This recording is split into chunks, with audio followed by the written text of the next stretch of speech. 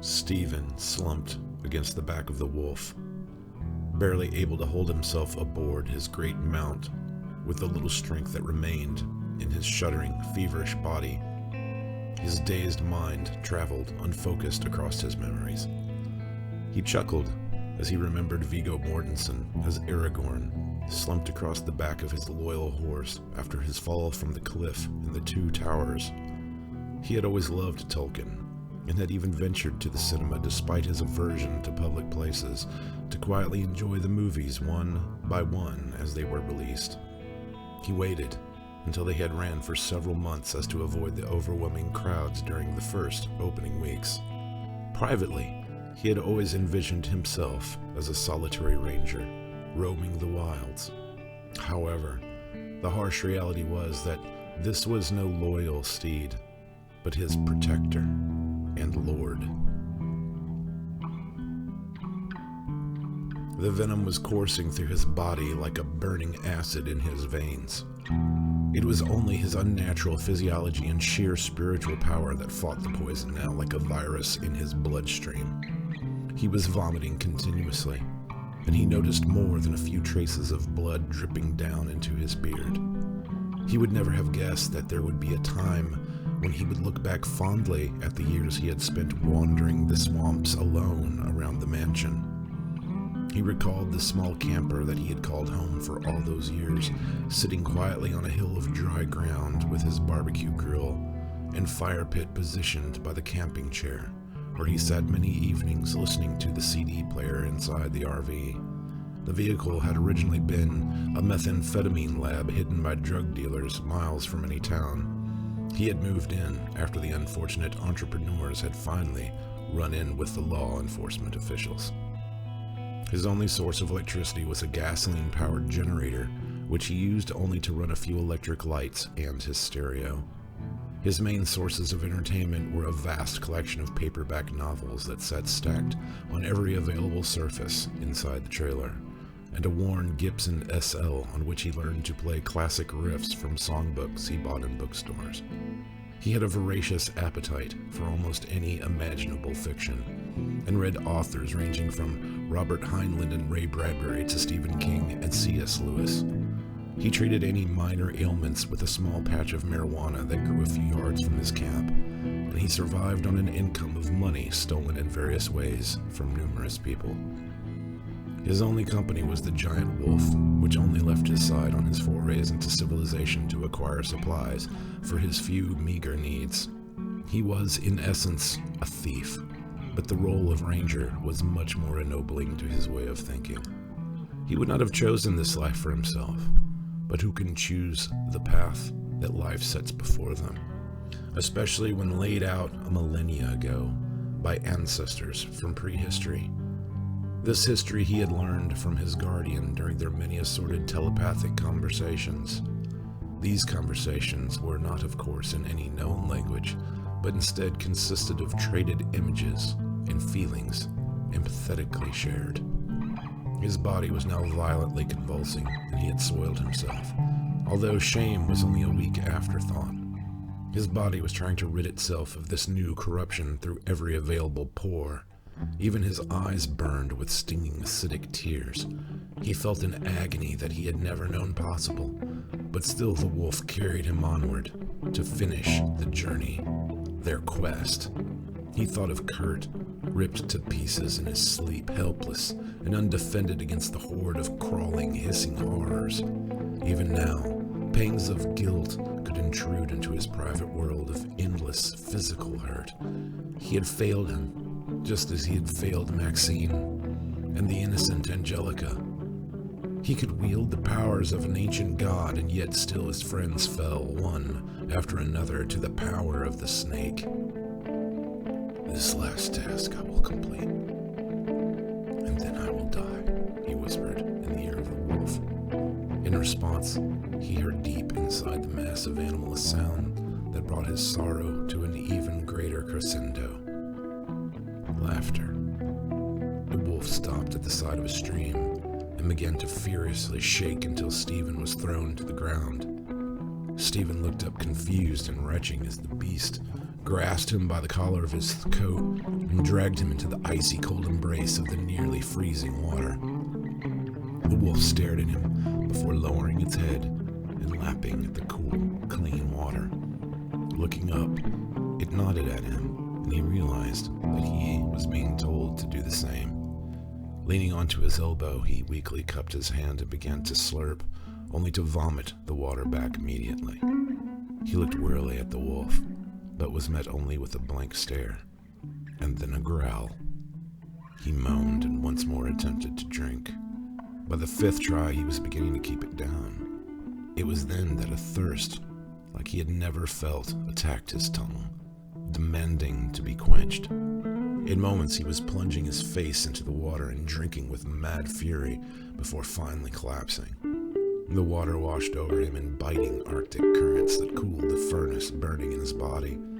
His flesh went numb with what he supposed was hypothermia, but the convulsions and seizures stopped as the last of the tainted blood was washed downstream. From deep within the dark peace that followed, he heard from some distant world another familiar growl. Dragging his eyelids open, he saw the wolf sitting on the shore, staring at him with calm, black-eyed repose. "It's time to go, isn't it?" he said, as if just awakened by a morning alarm and realizing it was time to get up, get dressed, and go to work. The wolf only growled its response. "You're a one-trick pony, man," he groaned as he stood up, letting the water run off of his clothing as he sloshed to the shore. The wolf bowed and climbed upon its back, again shaking his head with a resignation he could only feign, but not quite feel. "You know, Aragorn didn't put up with this kind of crap, right?" Once again, he was almost positive that the beast was laughing at him. As they took off once more at full gallop, his head spinning with the incredible speed at which they traveled, he took a moment to examine exactly what he was doing, and if he even had a choice. It occurred to him that at this point, even if he would abandon his mission, he would not choose to do so.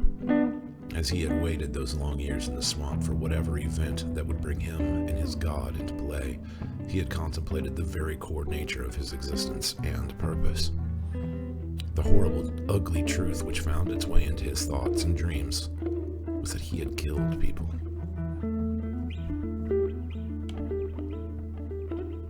It had been so easy to believe while fleeing from state to state and country to country that he was a hapless victim of an insane deity. But now he knew that there was no separating himself from the responsibility of his deeds. Inside him had been a sleeping rage that had lashed out against society and man in general. Whether this was a conscious spite or not, it had found its outlet in the power of the savage wolf. He could remember his mother complaining as she sat at the kitchen table, preparing for another 12-hour shift at the factory where she worked, about the unfairness of the world and the cruelty of man in general. He remembered being taunted at school for his ill-fitting patched jeans and Salvation Army-bought shoes. He remembered being a small, frightened child in a world that considered him an outsider because of the blood to which he had been born. He had found friends where he could amongst the hippies and social activists, but lurking deep below the surface was simple, vengeful rage that on the basest of psychological levels had just wanted everyone to hurt the way that he did. It was this anger that had marked him, and this longing which called the wolf from the slumbering chromosomes of his DNA. The wolf had never wanted vengeance, but only to hunt and survive. It had been him that had given it a target and carried it to its prey. So now here he was confronted with the fact that the monster was his own resentment, and the victims, anyone who crossed his path. He could not live with this truth and ever be free. There was no option now but atonement, or else he would be no better than Maxine's twisted uncle and the dead that he had commanded. He was now realizing that the wolf had been a slave to his own distorted emotions, and now in turn he must serve that wolf. Whatever plan this god had, and whatever path it might lead him down, he must follow, or else be damned.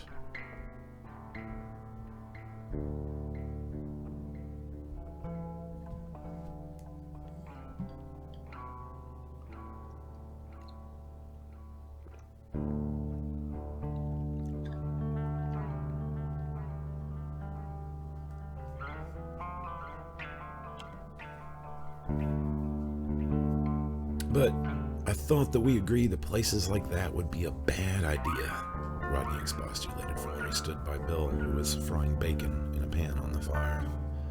He's saying that we are not supposed to hide, Bill said over his shoulder as he prodded the sizzling strips with a steel spatula.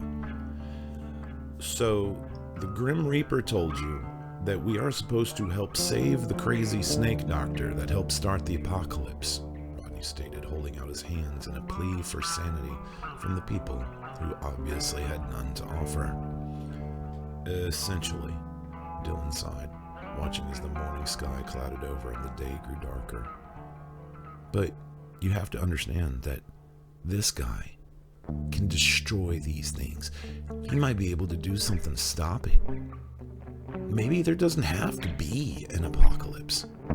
They all stared at him in silence, but for the popping of the fire and the sizzling of the bacon. We know that me and Barb have some kind of power, but we don't have a clue how to use it. Maybe we can do what this guy can do. Maybe we can clear these things out by the hundreds.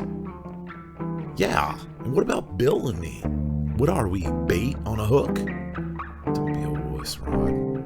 Bill was removing the pan and placing it on the rock. Don't be a wuss. I just don't want to find out that the little mouse at the pet shop feels like when they put it in the python tank. How long do you think we've got before the grid goes down? Barb said directly to Rodney. The grid, he responded as he rubbed his neck with frustration. Come on, Rodney. The grid. The national infrastructure, electricity, and the internet. Depending on how many there are now, it could just be a matter of hours before everything just collapses. If there is any chance we can do anything, it needs to be done right now. Fine, Rodney shouted as he threw up his hands. But we need guns. I need guns. Larry has guns, Bill mentioned casually as he chewed at the bacon sandwich he had just made. We just have to make a stop on the way. The ride back into town was a terrifying and morbid education in their own current reality for the group as they passed wrecked cars and burning houses. It was obvious that something horrible had definitely occurred during the night, but no sign of the creatures themselves was evident. Dylan guessed that a partial dent in the monstrous population had been made by the surreal blast the old man had released. A large portion, if his vision were any indication, was at the prison still spreading the supernatural plague amongst their trapped quarry. He knew there must be survivors like his parents still hiding in basements and closets, but he would not likely venture out anytime soon unless they believed that there were authorities available to rescue them. He himself, at least partially, expected at some point to encounter the National Guard, but right now there was no way to gauge the wide-scale damage done to the country at large. The only indication that such efforts were underway, however, was a single squadron of military helicopters seen flying low towards the city, but there were no trucks full of soldiers or tanks rolling in to save the day as of yet.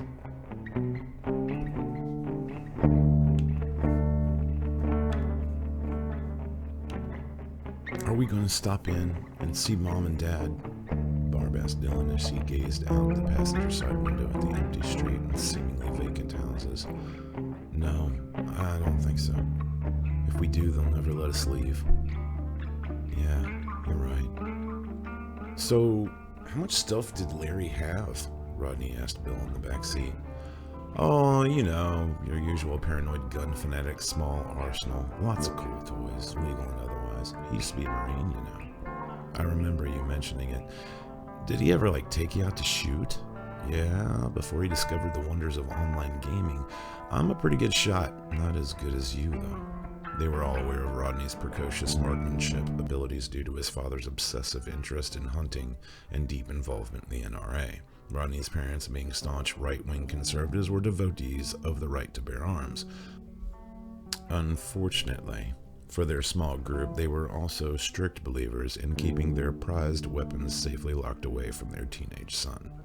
Larry, on the other hand, had always been more than a little careless with his own cache, which Bill knew might prove more valuable in the current situation than deer rifles and contest pistols.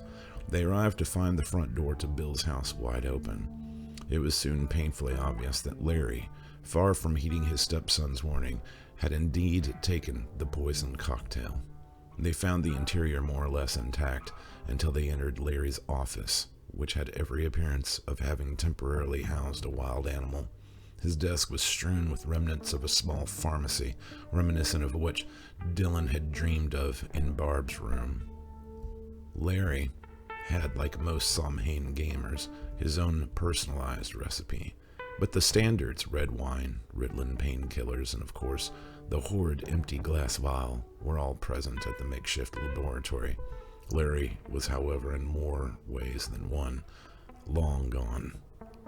Like Barbara's monitor in Dylan's dream, Larry's computer screen showed only a great expanse of swamp and a half-submerged mansion in the foreground.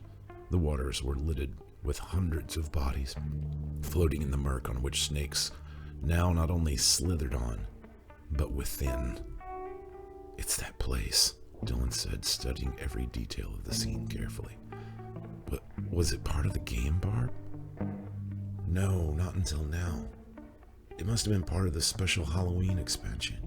I've never seen it before." "It looks so real," Rodney said, as he tried to use the mouse to move the perspective of the view, but to no avail. "The game controls don't work like that," Barb explained. "Everything is experienced in first person, so the view is always based on where the character is looking. So what we are seeing is through Larry's character's eyes," Bill said as he suppressed the urge to shudder at the thought. As if to emphasize the point, a bloated corpse slowly drifted into frame, blocking their view of the house with a close-up look at a large cotton mouth sliding out of the dead character's blue-white face. "Where's Larry's gun cabinet?" Rodney's cracking, uneasy voice announced as he quickly looked away from the sickening image. "He didn't have a gun cabinet," Bill said, looking up with a sly grin. "He had a gun closet."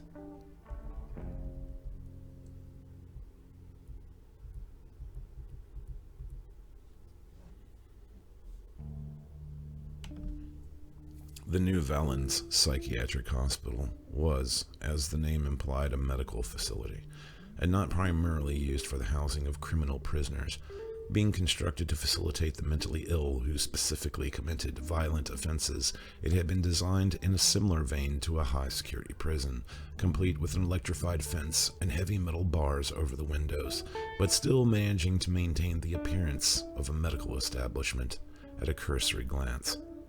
The hospital staffed a semi-professional group of security officers, of who many during the events of the previous night had abandoned their assigned posts. Besides a loyal few members of the nursing staff, over half of the employees had fled to their families, leaving the hospital in a severely weakened state of care and security.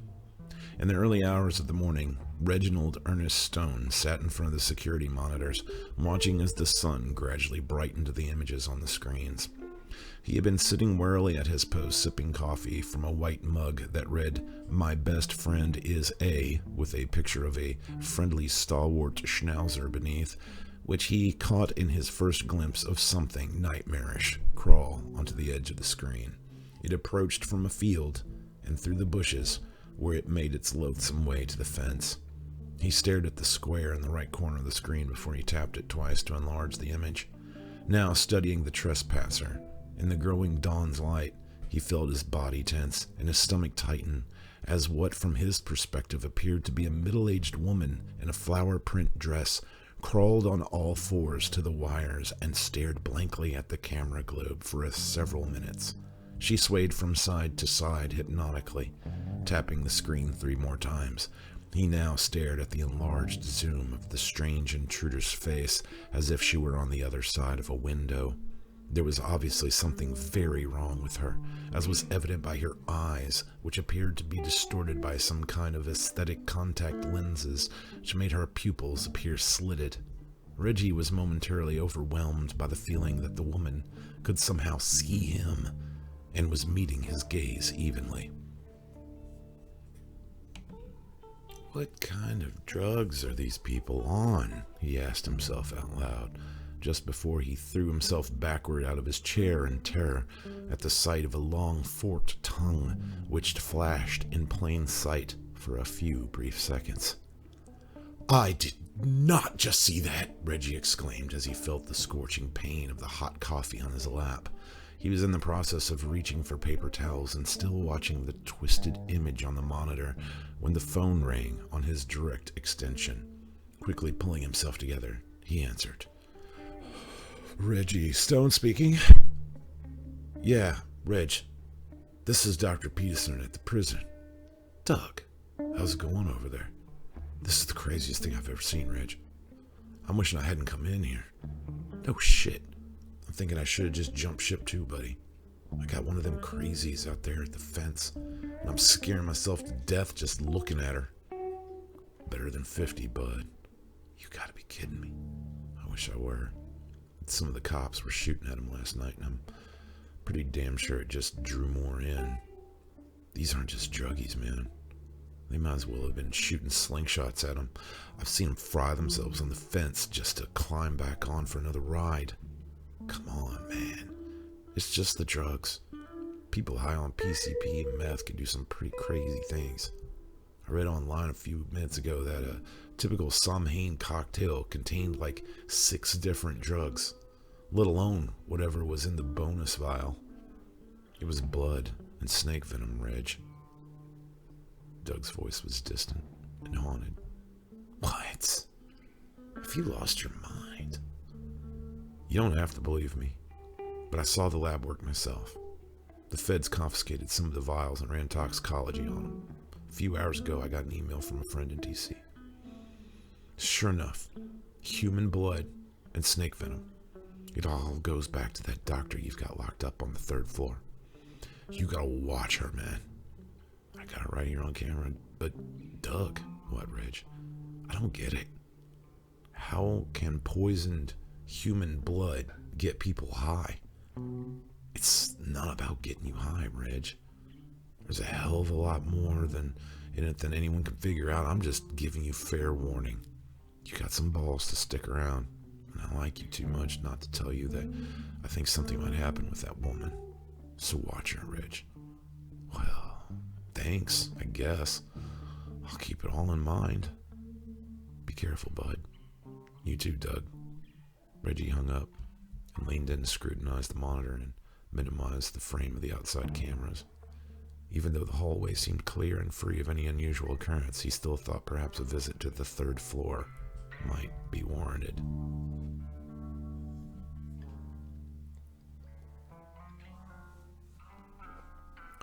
With the window rolled down, Dylan felt the cool wind blowing across his face as he gazed out over the fields that encompassed the great expanse of the horizon.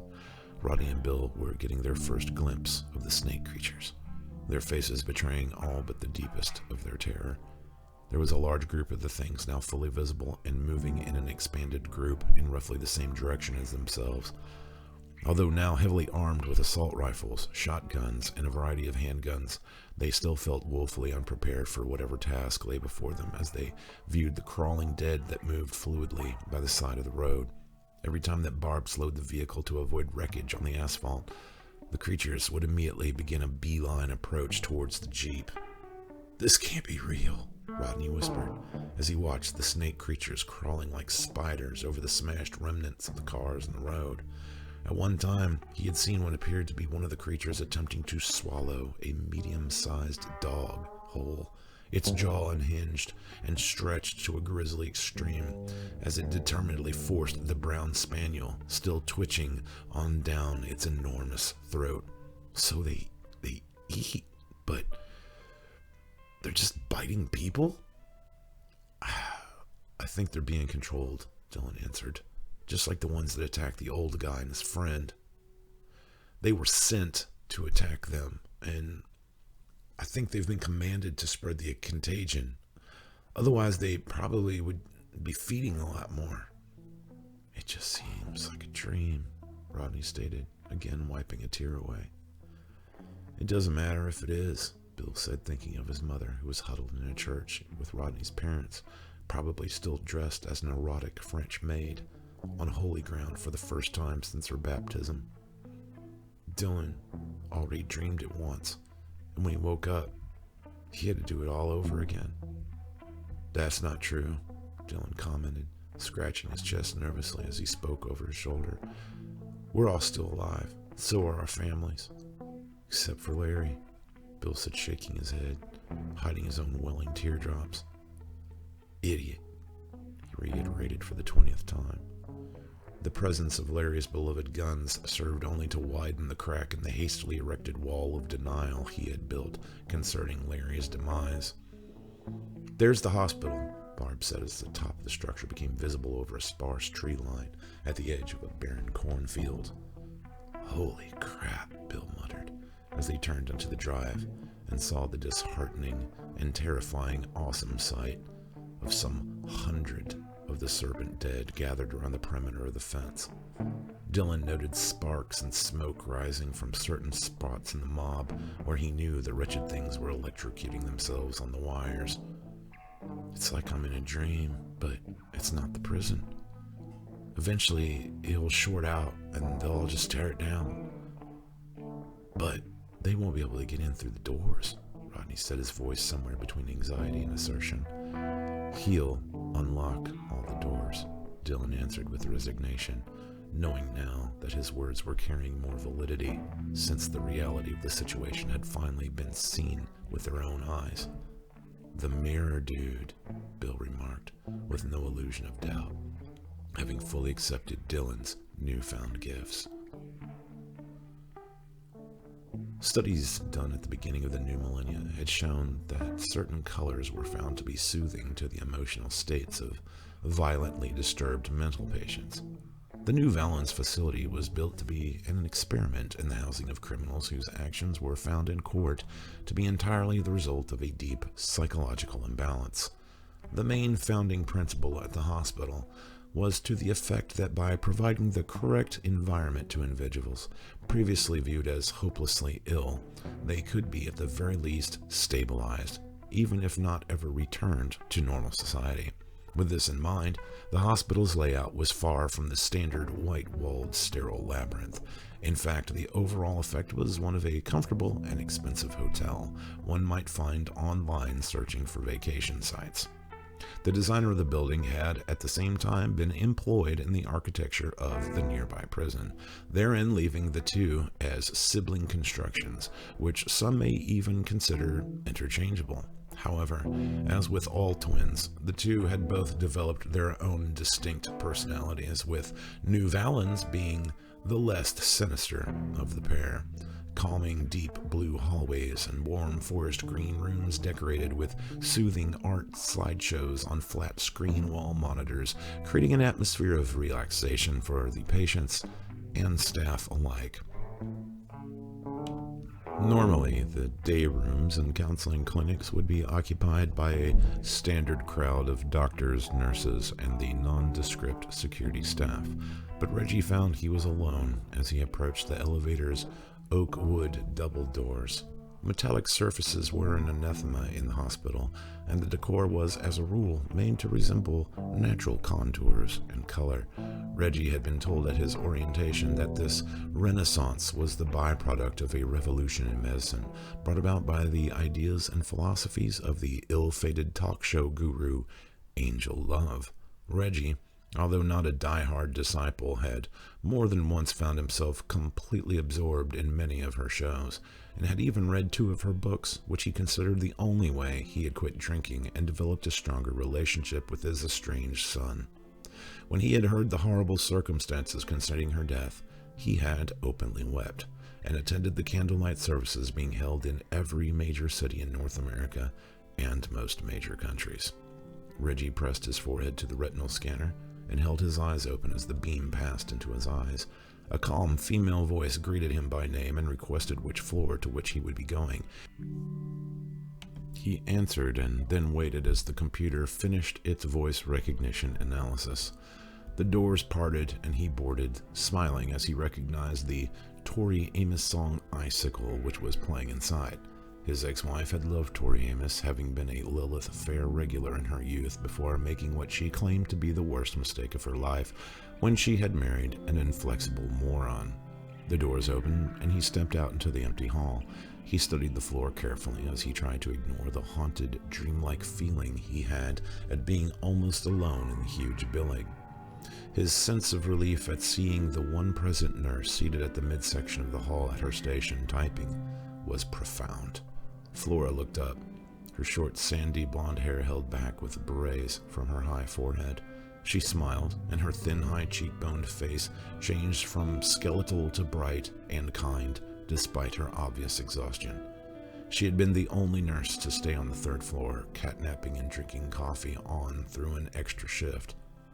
"So how's it going?" he asked, leaning on the counter while trying to appear more nonchalant than tired and paranoid. "Oh, so far so good," she replied in a hybrid dialect of Chicago urban and straight Midwestern drawl. "They're all still sleeping, and I'm not going to wake them up." "What about our celebrity?" "Quiet as a mouse. Thought I might come up and check on him. Saw some kind of glitch on the monitor, and I thought I'd better check it out." "Be my guest." Reggie meandered over to the door and turned, briefly examining the camera nodule on the ceiling. Finding it okay, according to the minuscule tech training he had received, he proceeded to approach the door only to find it wide open. He fell back, as if struck by a 2x4 across the face. He blinked repeatedly, trying to grasp the sudden and complete distortion of his surroundings. Nothing was as it had been before. The door and all others had been closed, the hallway had been empty, and Flora had been seated at the nurse's station. In one moment, as if plunging into a nightmare or perhaps awakening from the dream of normality, all he had previously perceived had shifted like a reflection in a mirror suddenly shattered. All the doors on the entire floor were open, and blood ran in vibrant streams and puddles from the strewn and mauled bodies of patients who had been obviously attacked and torn from their rooms in a great frenzied massacre. He looked up into the room of Celeste Love and saw that she lay on her bed in what appeared to be a violent seizure. He noticed a large bleeding wound on her throat, but by and large, she seemed in much better condition than her fellow patients. "Reggie," came a light, laughing female voice from down the hall. He slowly turned, now seeing his own tracks made in blood across the replica hardwood floor, and wondered how he could have possibly not noticed. Was he hallucinating? Or had he been walking in a dream and just now awakened? Flora was standing in the center of the hall amidst the gore, with her arms held slightly out from her sides, palms outstretched, as if expecting to embrace, the entire front of her scrubs covered in thick dark blood that dripped from her very fingertips. "You're a little late, Reggie," she said, smiling, with the same kindness he remembered her always expressing. What happened?" he asked, stepping forward, only to find himself slipping in the long river of blood below. Her sad, sweet smile changed to an intense, clenched grin as she answered, "I'm just so hungry, Reggie," she said between her teeth. "I'm so hungry, it hurts. And when there's just so much to eat all around," she shrugged. "There's food everywhere." She said this last word with sick ecstasy as she wiped the blood from her hands down her face and then licked it with obscene desire from her fingers, sucking at them greedily. She closed her eyes with enjoyment, and when they opened, he saw that she too was but an image covering another reality. As her hand fell from her blood-smeared lips, he witnessed the mind-searing transformation of Flora's features, altering into those of another. The change began with her eyes, as they glistened a brilliant emerald green, and continued with her hair as it darkened to black, and in seconds grew well beyond her broadening shoulders. What now stood 10 yards down the hallway over lakes of blood and toppled, broken corpses was a tall, shirtless man in blue jeans and bare feet. Two things caught Reggie's immediate attention.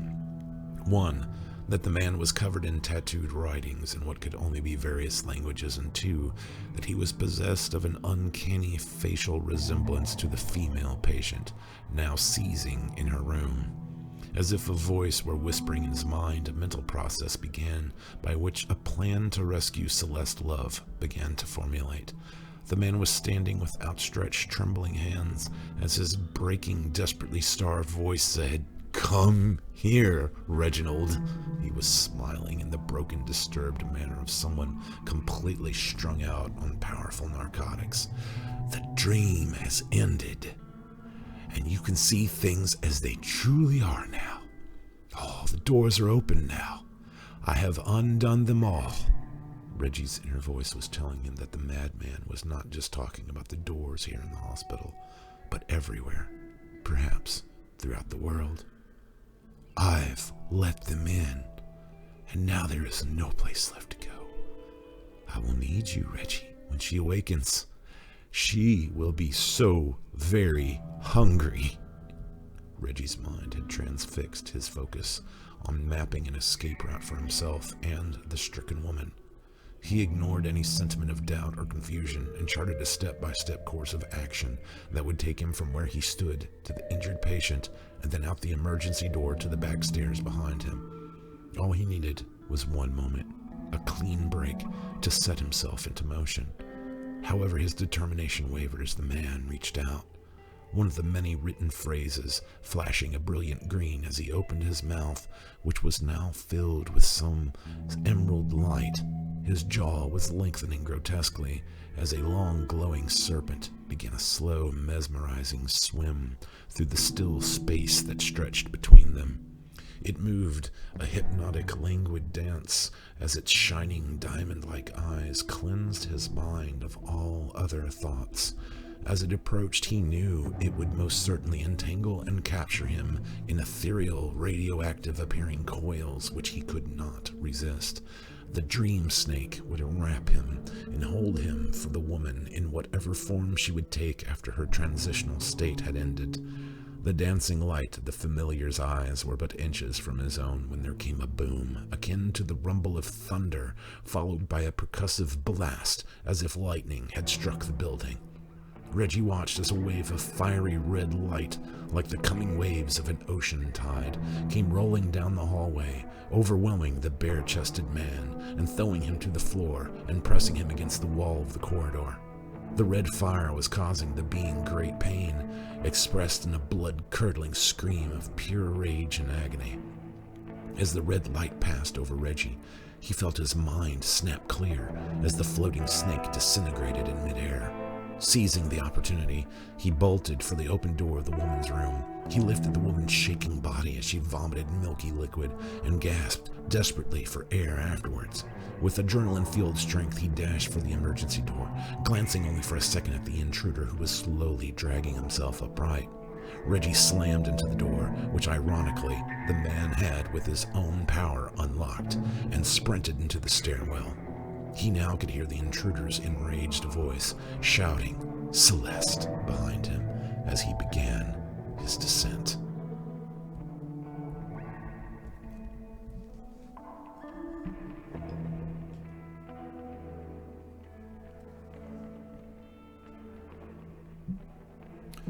When Reggie had gazed intently at the security monitors and saw but a single creature crawl to the fence, he had been studying only a fragment of the powerful illusion created by Andrew Love. The reality outside was far more horrifying than he could dare imagine. The sight would have reminded him of obsessive fans mobbing a concert gate. The creatures climbed over and fought with each other to gain entry first. This was the sight greeted by the four as they approached. There's way too many," Rowdy said, his mouth so close to the glass of the window that his breath fogged it. "What are we supposed to do?" Bill asked, staring wide-eyed at Dylan, who himself seemed overwhelmed by the hundreds of creatures before them. The wolf guy," The wolf guy's supposed to be here. We're supposed to help him. Somehow, Dylan answered, trying to find some confidence in his own words.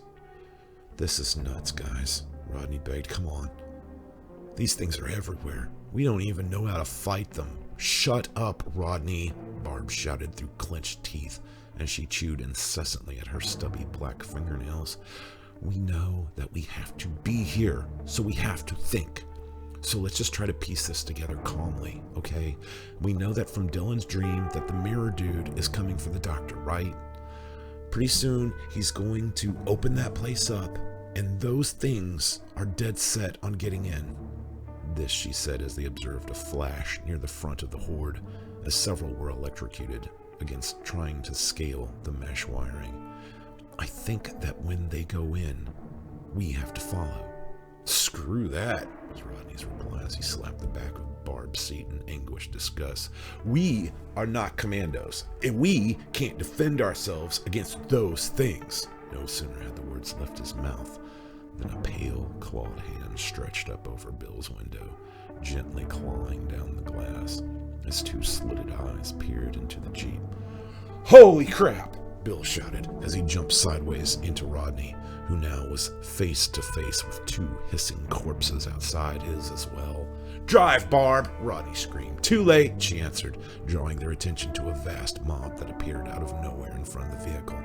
The sheer number of varying human identities was astonishing. Police, nurses, construction workers, and suited business people were all visible, bloodied and mutated amongst the crowd's ranks.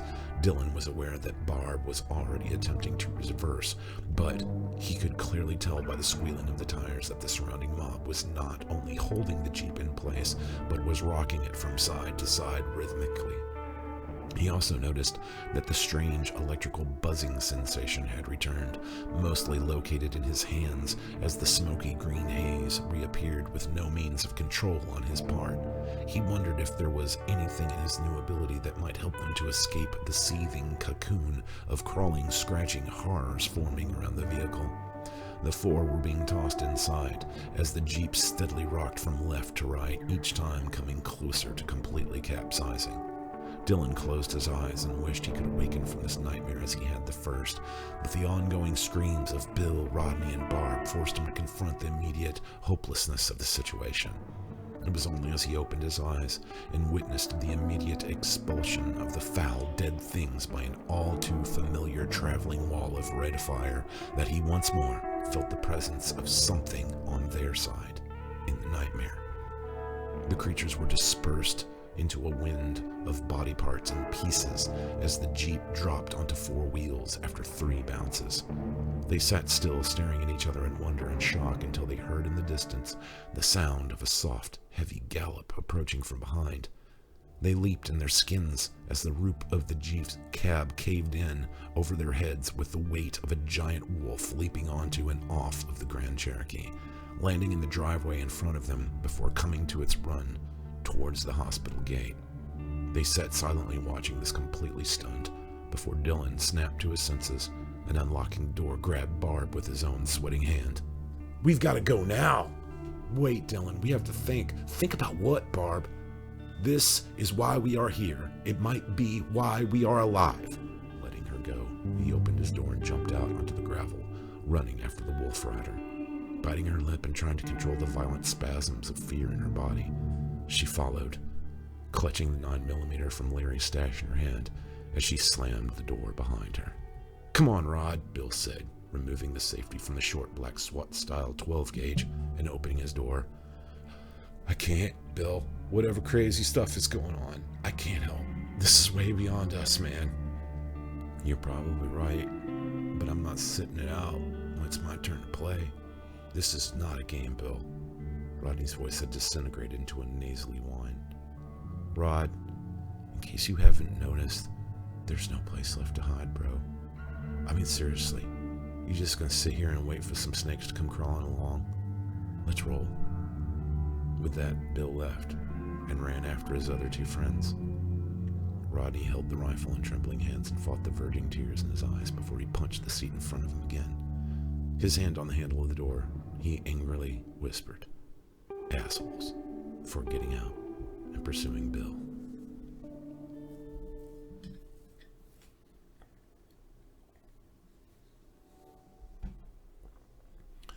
The gate of the security cage had been opened, and the creatures had begun entering just before the strange supernatural blast had destroyed them. The man on the wolf seemed oblivious to their presence behind him as he slowed and stooped down upon the wolf's shoulders to clear the overhang of the gate. He cautiously entered the main yard of the hospital, the wolf cautiously sniffing the air and ground as the rider eyed the building as if contemplating some strategy. It was the wolf who heard the children's approach and whirled instantly, lowering onto its haunches and growling with huge white bared teeth. The four stopped in their tracks.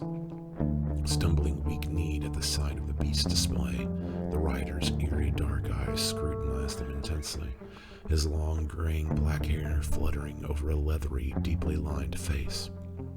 He saw a pale, black-clad girl with short, oddly colored hair, dark makeup, and an assortment of tattoos, the most noticeable of which was an encircling line of black barbed wire that enwrapped the entire length of her left arm. Standing in front of her, as if leading the group, was a thin, brown-haired boy with a close resemblance to the pale girl. He held a gun awkwardly, but his blue eyes were intense and penetrating.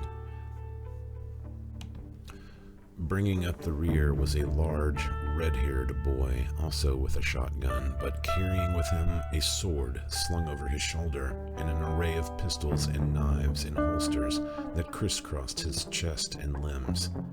Despite the bizarre mirth in his large brown eyes, he seemed likely to be able to carry out a large degree of destruction with the weapons he bore with ease and certain joy. Behind him was the smallest of the group, with platinum blonde hair and the most apprehensive, nervous hazel eyes the rider had ever seen. The boy seemed, at the very least, on the verge of turning and fleeing back from whence he had come. "What the hell?" the rider said, with such complete bewilderment that the four backed away for fear of his rage. The boy in the lead took a deep breath before replying. "We're supposed to help you, sir." "Who said?" the rider asked, sliding off the wolf's back and stiffly to his feet. They studied him with a mixture of awe and terror. The long black weather-beaten duster he wore over his tall, lanky frame rustled lightly in the breeze. Beneath this, he wore a simple blue button-up the front shirt tucked in faded blue jeans with open, worn knees, and on his feet were ancient snakeskin cowboy boots. He wore no jewelry, but wore his long hair and beard with a series of braids woven in complexity on the overflowing parts. He appeared quite old, but his actual age was indeterminate. Although his hair and beard were graying, his eyes were bright, and he moved with the ease of a relatively young man. "I was told in a dream that we were to help you," Dylan said carefully, hoping that the rider might have some understanding that he did not. "Who told you in a dream?" the rider inquired, casting a sideways glance at the wolf, as if asking it of its involvement. It was Dylan stammered as if unsure how to continue. It was the ghost of Christmas future, Bill said quietly, only to look up with shock when he realized he had spoken out loud. "What?" the rider said incredulously. "I have no time for stupid." Before he could finish, there was a sound behind him, as a man stumbled through the front doors of the hospital carrying what appeared to be an unconscious woman. Immediately, the wolf's massive head turned up as it inhaled through its horse-sized muzzle and issued a low growl. They watched as the man, obviously struggling and exhausted, fell to his knees, nearly dropping the violently twisting woman. The four saw that a red illumination of smoke was pouring out from the rider's long, bony hands. A similar light was burning in the eyes of the wolf as the two began a cautious advance towards what appeared to be a security guard. Barb looked at Dylan and knew that he too was experiencing the now familiar buzzing in his extremities and head. As if reading her mind, he pointed to the hospital, and as she followed his hand, she saw that which he was gesturing to. Every window of the building had taken on a green glow that was now steadily increasing just as the morning sky was darkening with the arrival of strange clouds that flashed with inner lightning that itself seemed tinged with an emerald coloration. The security guard was examining the tortured woman and seemed oblivious to whatever forces were amassing around him. It was the wolf who initiated the forward assault with a vicious growl as it broke into a dead run, the rider leaping onto its shoulders in the same moment. The wind had begun to press down violently against them, and now the hospital was showing signs of some great strain from an unknown pressure building inside of it. The guard looked up to see the giant wolf charging directly at him, and to all of their astonishment, refused to leave the side of the woman he had been carrying. Instead, he lifted her in his arms once more and began to attempt to run from the oncoming beast. Before the rider could close in, there came a sound like the breaking of thick ice on a frozen lake from within the building. The four, still far behind, watched as every visible window disintegrated into glittering dust in the vast explosion of light as the walls cracked and burst in a fire like none had ever seen. Barb and Dylan radiated waves of the same energy from every pore in their bodies as the explosion sent Wolf, Ryder, and the security guard with his burden flying in a barrage of glass, concrete, and mortar. The four were thrown to the ground as the first initial shockwave hit. Preparing to be crushed and torn by debris, they shocked to find the damaging onslaught deflected by a bubble of force that Rodney would later ascertain was being dually generated by both Dylan and Barb. In the moments following the explosion, an eerie calm fell around them as the slow rain of the fallout dropped the protective shell, which quickly dissipated. They looked up to find the day as dark as midnight and filled with clouds of dust. As they raised their heads, the only visible light came from a beacon standing, the glowing figure of the shirtless man who he had seen climbing from the mirror in his dream. His arms were stretched out in a messianic pose, but his face was a mask of twisted rage as he walked across the shattered concrete that lay at his bare feet. Dylan spotted the fallen security guard laying some 10 yards to his side by some bushes, his body obviously broken and bleeding beyond any normal human survival. The man turned his head to see Dylan, and Dylan winced when he saw the array of shattered glass lodged into his eye and face. The man's almost fleshless hand twitched as he barely managed a weak gesture at the bushes behind him. Dylan followed the line of the man's gesture to a distant shrubs, where he could see the vaguely visible feet of the rescued woman. The guard's eyes were closing, and for one moment Dylan thought he could see the immense dark form of the skull hovering over the man's body. In a moment he blinked and the vision was gone, as was the man's life. Dylan wondered, if only for a moment, if the being might have played some part in the guard's obsessive rescue of the prisoner. Slowly, Dylan's eyes wandered in search of some sign of the rider or his mount, but he could find no clue of where the blast had taken them. He saw his sister and friends staring at the man who now walked across the wreckage and flattening his hand to motion for them to stay down. He studied the sorcerer, and not only mentally realized but felt the source of the green light energy emanating from the man. He suspected that somehow he was the source of his newfound abilities. Somehow he and Barb had tapped the man's powers, and most astonishingly, were leeching this energy unbeknownst to the sorcerer. In fact, he still seemed oblivious to their very presence. Dylan was gradually allowing himself to drink deeper of this power, the being generated, and soon the slight electrical buzzing became a powerful ebbing hum in his very bones. One look at Barb confirmed that she too was devouring the energy, as her eyes blazed with the light that was now rising from her body like smoke from a smoldering fire. Still, the sorcerer was ignorant of them. So engaged was he in the search for what Dylan now knew for sure was his sister and mate. Icy fear gripped Dylan when he realized that the sorcerer had found that for which he had been searching. The man's pace quickened for a few steps before he began to float like an apparition above the ground directly towards the bushes where the woman lay. Dylan had begun to rise, although unclear as to what course of action to take.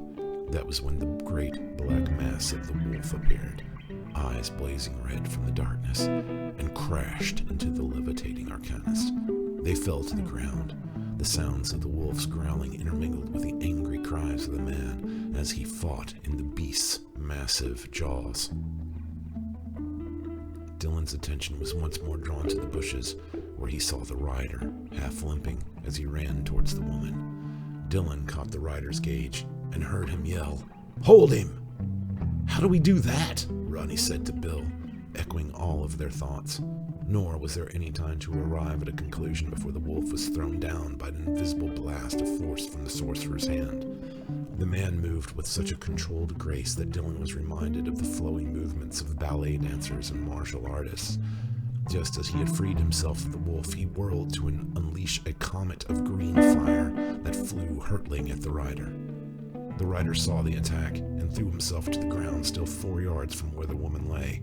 It was then that for the first time they heard the sorcerer speak as he rose into the air, amassing power for another strike. "I sense that you have longed to die many times before, shaman." His voice was low and raspy, the voice of a man much older than what he outwardly appeared. "Yes, I can see it. That longing in you. I can grant you that wish, shaman. Here, let me rid you of your burden." And as they listened, he conjured a great serpent of light that spiraled around him before rearing up above and posing to strike. Dylan felt himself centering on the sorcerer, as if some inner lens was focusing itself into clarity, and then locking on, thereby creating a clear circuit through which Dylan drew out the glorious, warm energy. Barb, too, stood perfectly still, her eyes glowing, her hands held slightly out as the serpent faded, and the sorcerer dropped to the ground where he knelt in shock. That was when Bill fired the first shot, the recoil almost knocking him from his feet, but his expression one of pure, undiluted ecstasy as he pumped the casing out and fired again. Rodney's face was grim and expressionless, as if all his doubt and complaints were only a show to disguise this cold assassin who was now firing a deadly volley from the rifle, pressed to his shoulder. The sorcerer merely raised up his hand, and as they watched, the bullets glanced off the barrier of will created between himself and their missiles. However, his eyes widened as he felt the continued drain of energy being leached by Dylan and Barb. The barrier weakened, and until the bullets pressed through and tore at the bare flesh of his torso. Soon the wall had dropped altogether, and Dylan watched with sick joy as the sorcerer was ripped and gouged by flying bullets before being thrown onto his back, with red blood spraying from his gaping tears in his skin. "This is it," Dylan thought. "This is why we are here. To kill this bastard." However, no sooner had he finished the thought that his sense of hope was shattered. The bullets were now hanging suspended in the air as the sorcerer raised up from the ground as if lifted by an unseen hands. Before their very eyes he was healing.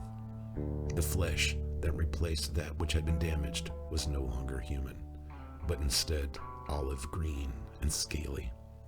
Dylan cried out, as with one wave of his arm the bullets floating around the enemy came flying back to shower them all. He felt the projectiles pierce him as hot searing pain ripped through his body. Andrew stared with trembling rage at the 4 attackers now lying in the grass. "What is this?" he whispered as he tried to focus his now whirling thoughts and understand what was occurring.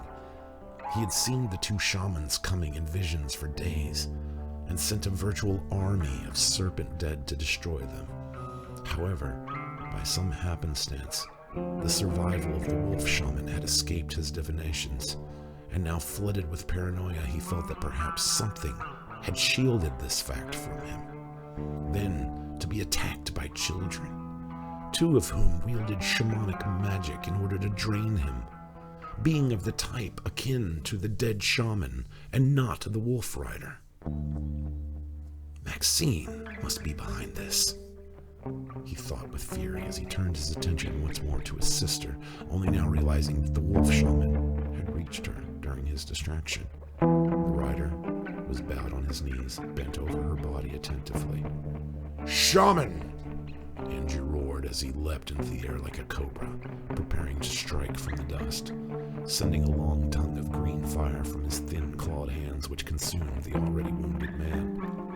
The rider was lifted into the darkness as the flames became long tendrils writhing around him. He was pulled farther up into the raging night sky, finding himself covered in the biting, ripping forms of dozens of luminous snakes.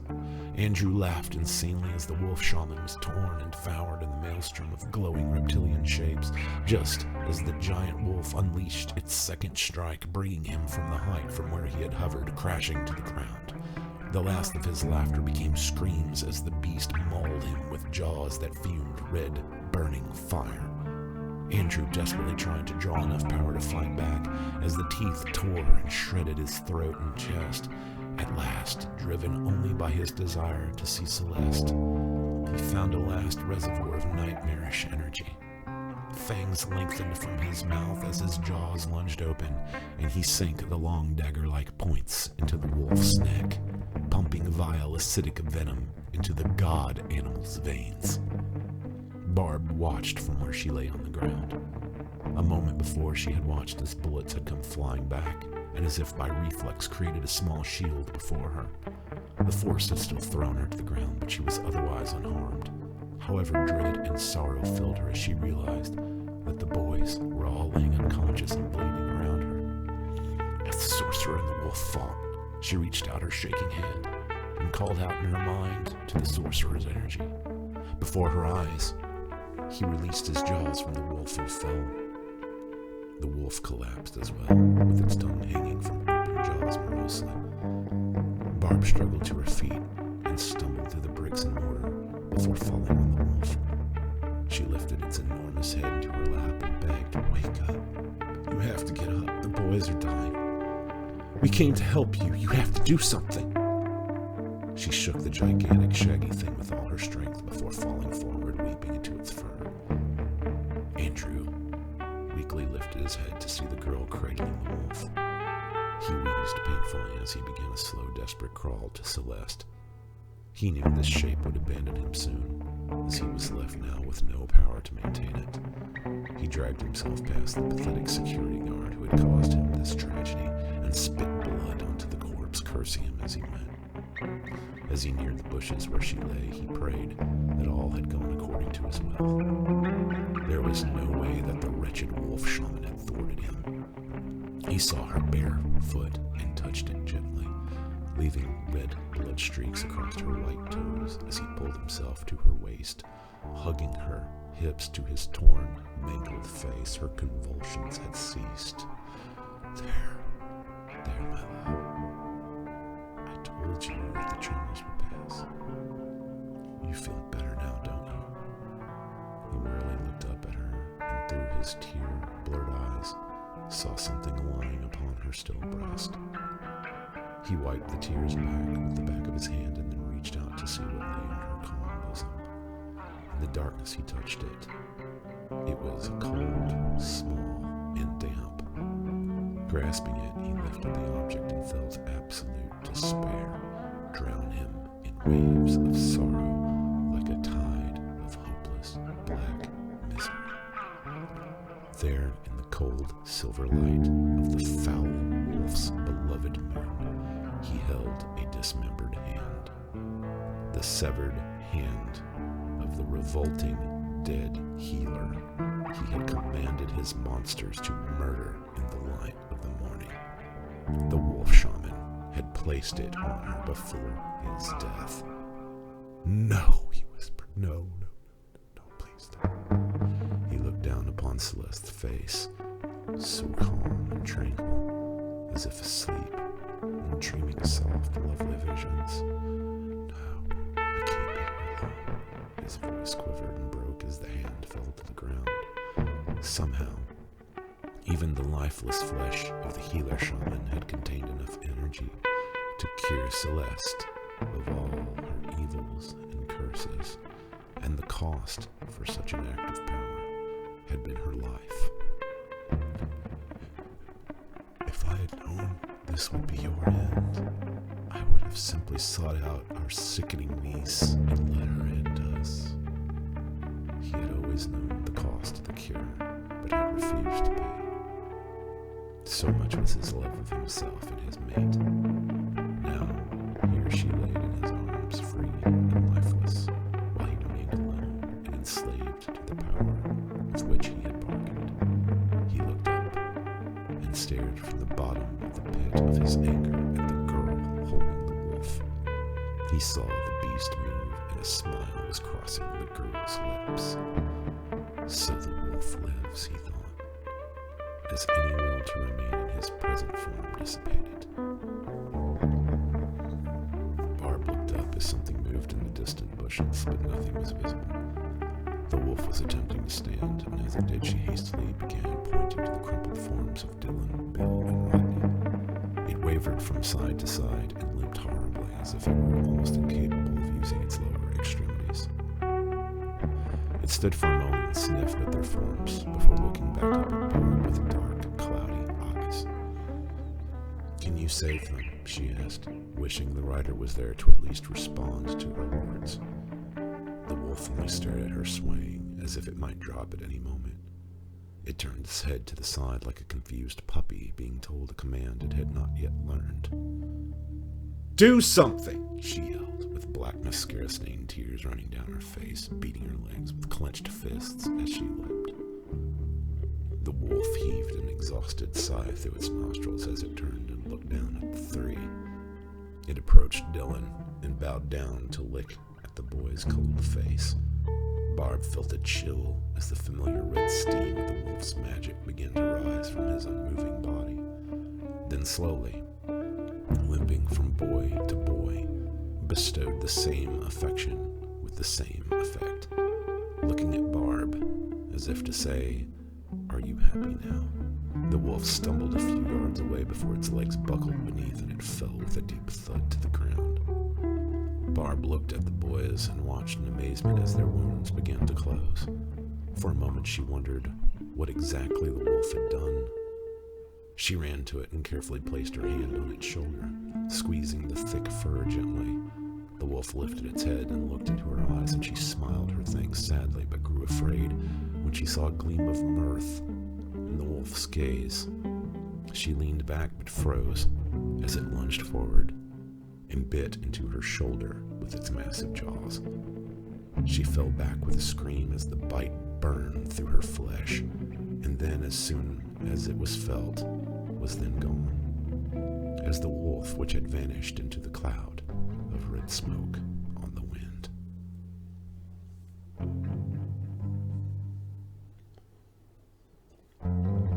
The boys were now lucid and sitting up slowly, rubbing the spots where moments before gaping injuries had been present. Dylan saw Barb lying upon one elbow with the other hand grasping her shoulder, her eyes wide and her mouth hanging open as if in shock. "What happened, Barb?" Dylan asked, checking his body for the wounds he vividly remembered receiving. "I don't know," she replied, staring at the torn spot on her shirt, with no marks present beneath.